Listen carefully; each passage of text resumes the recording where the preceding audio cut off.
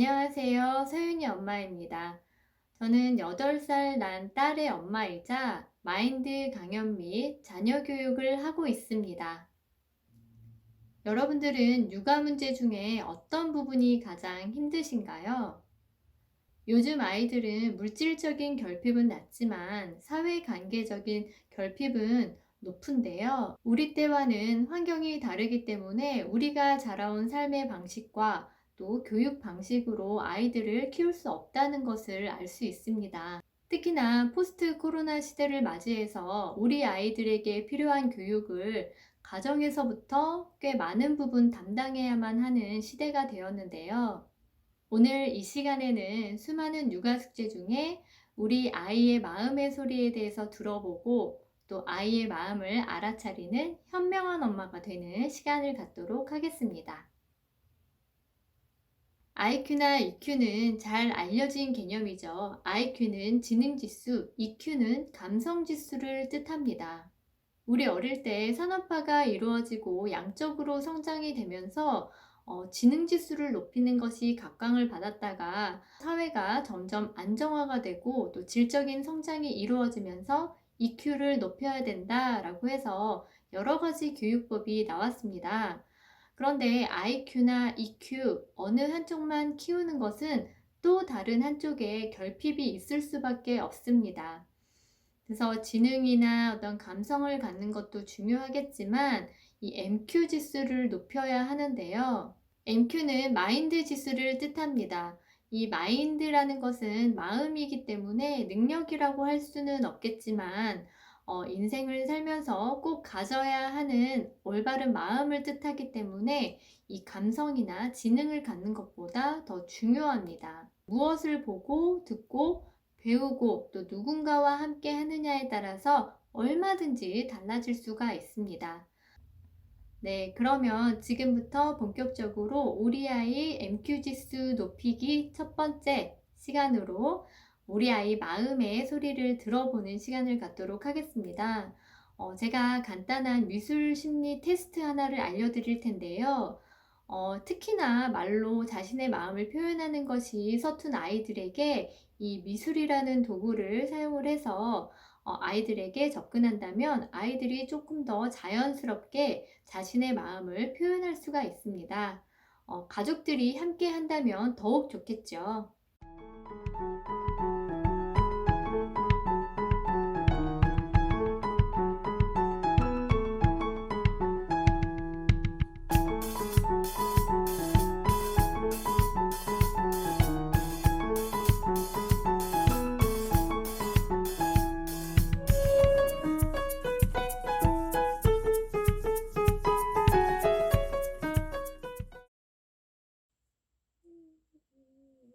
아빠는 처음에 좀 더 좋았고 이제 엄마는 머리카락도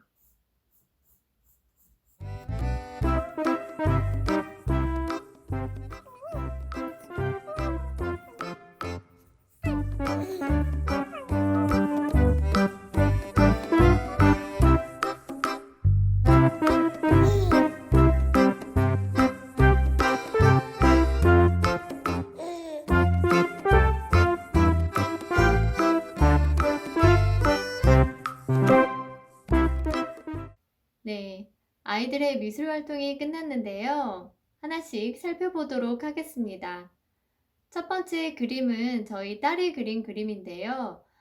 저희 딸은 외동딸이에요. 그러다 보니까 엄마 아빠의 사랑을 공평하게 듬뿍 받고 있다라는 것이 그림에 나타났습니다. 하트도 뿅뿅 이렇게 많이 그려놨죠? 네, 아주 보면은 표정도 다들 밝고요. 또 엄마 아빠 사이에서 자리를 차지하고 있는데요. 나는 엄마 아빠의 사랑을 많이 받고 있고 나는 이 집안의 중심이다. 네, 그리고 매우 행복하다. 네, 8살 난 딸의 그림이었습니다. 또 다음 그림을 살펴보시면 이 가족 또한 표정이 매우 밝습니다. 네, 엄마 아빠가 마치 큰 산처럼 아이들 뒤편에서 딱 자리하고 있죠. 그리고 이 가족들, 형제 3명을 엄마 아빠가 양쪽에서 한 품으로 감싸고 있습니다. 그리고 이 그림을 그린 아이가 이 가정의 이 형제 중에 첫째 아이예요. 그래서 이 아이가 큰 딸로서 자신이 이 집안의 중심이다. 그리고 동생들은 자기를 잘 따르고 또 엄마 아빠는 자신을 잘 지지하고 있고 또 믿고 있다. 그런데 아이의 표정이 밝은 것으로 보아서 또 긍정적인 생각을 가지고 있는 것을 볼 수가 있습니다. 네, 아주 이상적인 그림이라고 할 수가 있죠. 네, 다음 그림은요, 조금 바쁜 한 가정의 모습을 볼 수가 있는데요. 아빠는 컴퓨터로 시간을 보내시고, 또 엄마도 집안일이 많으시죠. 그리고 동생들은 매일 싸우고, 또 집안을 어지르는 존재라고 생각을 하는 것 같습니다. 그리고 무엇보다 이 그림에는 자기 자신이 빠져 있는데요. 이렇게 자기 자신을 제외한 그림을 볼 때 자기 가치관과 또 자존감이 낮은 아동의 경우 그림을 이렇게 그리고 합니다. 아무래도 큰 딸이다 보니까 많은 시간 동생들과 또 함께하고 또 케어해줘야 되는 부분들이 많다 보니까 또 스트레스를 느끼면서 또 이러한 그림을 그린 것이 아닌가라고 생각이 듭니다. 네, 이 가족도 굉장히 바빠 보입니다. 아빠는 또 컴퓨터를 하고 계시네요. 네, 그리고 엄마는 또 집안일을 하고 계시고요. 또 아이들은 즐겁게 이렇게 놀고 있는데요. 아이들은 이제 인형놀이를 하면서 서로 가깝게 또 대화하고 또 친밀한 존재로 보여집니다. 그리고 엄마도 열심히 일을 하고 있지만 또 한 공간에 있으면서 아이들과 함께 하고 있다라는 느낌을 받을 수가 있고요. 특히나 이제 아빠 같은 경우에는 아동에게 위협적인 대상으로서 아이가 이제 분리하고 싶거나 또 제외하고 싶은 이런 욕구를 표현하고 있습니다. 또 정서적으로 또 단절된 경우라고 할 수가 있습니다. 다음 그림은 가족들이 각자의 공간에서 자신의 일을 열심히 하고 있습니다. 그런데 이렇게 선으로 구획을 나눠 놓은 모습을 볼 수가 있는데요. 네, 방을 나타낸 것 같죠? 네, 방이 아주 많이 있나 봐요. 네, 그런데 아이들이 우리 가족을 나타내는 그림을 이렇게 각자의 공간에 있는 모습으로 나타낸 것은 가정에서 상호 간의 애정 표현이 이루어지지 않고 있을 때 또 가족의 응집력이나 상호작용이 부족한 가정일 때 이런 그림으로 나타나곤 합니다. 네, 특히 아빠가 뒷모습을 보이고 있는데 아마 열심히 컴퓨터를 하고 있는 모습인 것 같습니다. 근데 이 아이가 생각할 때 아빠는 이 가정에서 가장 커다란 존재이고 또 자신에게도 중요한 존재인데 아빠는 너무 일 때문에 늘 바쁘다 보니까 같이 놀아줄 시간이나 이야기할 시간, 또 얼굴 볼 시간이 너무 부족해 라고 이야기하고 있는 것 같습니다.